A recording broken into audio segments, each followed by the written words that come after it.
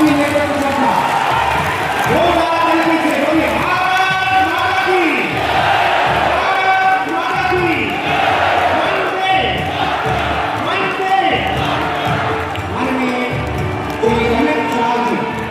इस मंच पर बढ़ा चुके हैं। देश के नए एवं सहकारिता मंत्री उनके साथ आप सभी अपने स्थान पर बैठ जाए। आप सभी शांतिपूर्वक अपने स्थान पर बैठ जाए।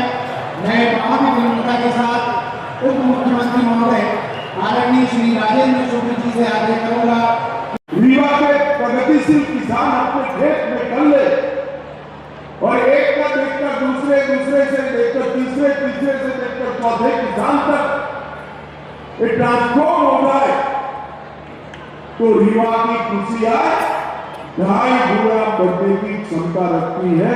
ये बहुत अच्छा प्रकल्प है। किसानों को यहाँ लाकर इसका निदर्शन, प्रगतिशील किसानों को लाकर इसके निदर्शन का प्रयोग यहाँ पर प्राकृतिक खेती करने वाले 2 किसानों का सम्मान किया गया। मित्रों, प्राकृतिक खेती एक ऐसा हमारा परंपरागत प्रयोग है जिसको हम भूल गए।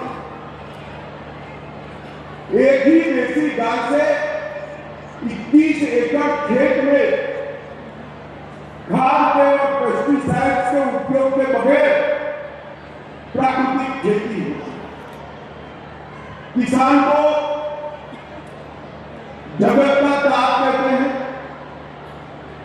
क्योंकि किसान की मेहनत से जो अनाज उत्पन्न होता है वो पूरी दुनिया का, देश का पेट भरने का काम करता है। मगर आप मुझे बताइए भाई, हमें अधिकार है कि वो ही अनाज को जहर से भरकर हम लोगों को खिलाए। ढेर सारे लोगों के मूल में जाते हैं, चाहे बीपी हो, चाहे डायबिटीज हो, चाहे थायराइड हो, अनेक प्रकार की बीमारियां अनाज में मिश्रित एक केमिकल फर्टिलाइजर से हो। अब किसान कहेगा मेरी आय का क्या होगा?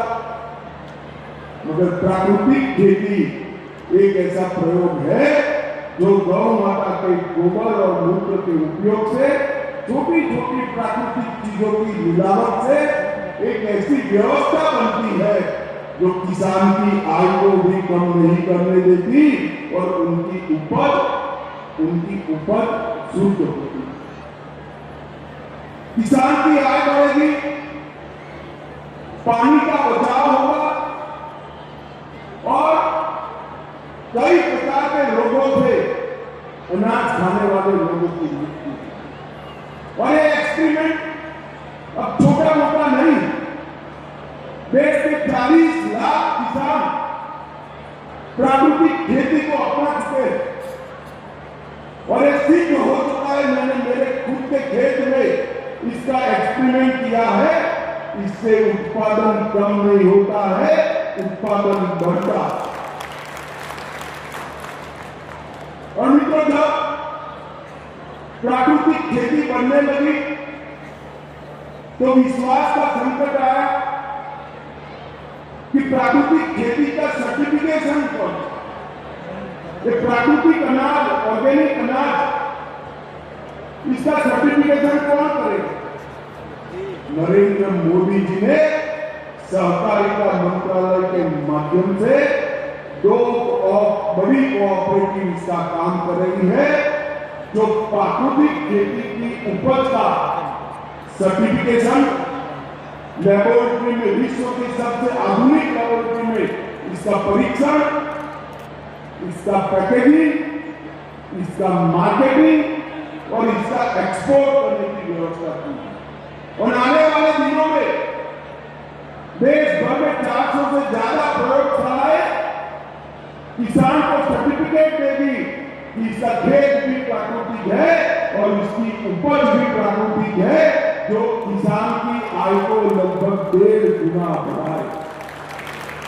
दुनिया भर में बहुत बड़ा बाजार है प्राकृतिक खेती का।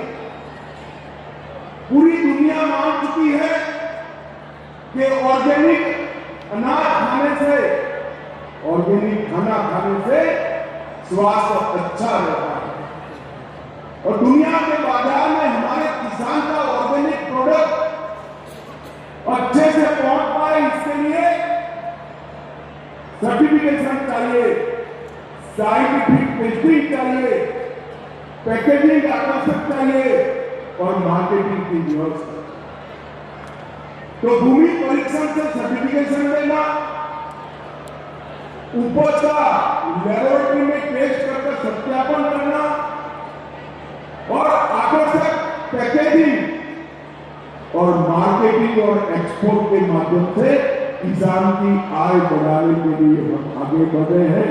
ऐसे छोटे छोटे लाखों निरंतर फार्म इस मुहिम को आगे बढ़ा। हम जिस धरती को अपनी मां कहते हैं, इसको सीमेंट कंक्रीट जैसा बना देना कोई बेटे बेटी को शोभा नहीं।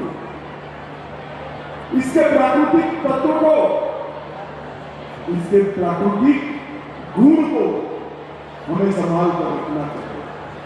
आज यहां पर 2 एक्सपेरिमेंट हुए हैं, निदर्शन फार्म भी बने हैं। मैं आशा करता हूं कि निदर्शन फार्म रीवा क्षेत्र के हजारों लाखों किसानों के लिए आने वाले दिन में मार्गदर्शन भी करेंगे, पथ प्रदर्शक भी करेंगे। मित्रों, आज निदर्शन फार्म का नाम बसावन मामा के नाम से रखा है,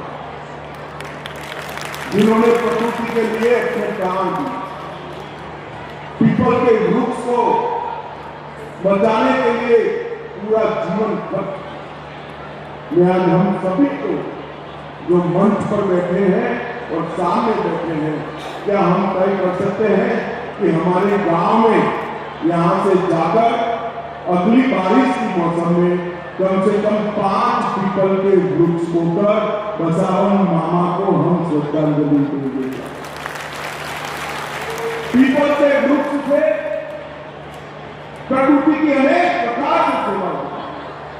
बोले वाले से 4 गुना आयुष्य वो वृक्ष का होता है। एक रूप से आपके जाने के बाद भी वो पीपल का वृक्ष आपको जिंदा रखेगा। और सबसे ज्यादा ऑक्सीजन का उत्सर्जन करने वाला कोई वृक्ष है, कोई पीपल का वृक्ष होते हैं। और एक पुण्य कार्य भी है। भगवान श्री कृष्ण ने गीता में गाया है कि वृक्षों में मैं पीपल हूं, तो स्वयं विष्णु का वास इसमें है, वो पीपल का वृक्ष। इसको कोई काटता भी नहीं, वो दीजिए, अपने सर से बड़ा कर दीजिए, वो 200-300 साल तक धरती माँ की, लोगों की और प्रकृति की सेवा करता है। हम सब आज बसावन मामा को श्रद्धांजलि देने के लिए 5 पीपल के वृक्ष बोकर अपने सर से बड़ा करने का संकल्प कर जाए। और ये जो निरंतर फार्म बना है, वो गौ सेवा करने वालों के लिए, पशुपालकों के लिए और प्रकृति की सेवा करके प्राकृतिक खेती की ओर जाकर समृद्ध बनने वाले किसानों के लिए पथ प्रदर्शक बनता रहे, यही मेरी अभ्यर्थना है। भारत माता की जय, वंदे मातरम।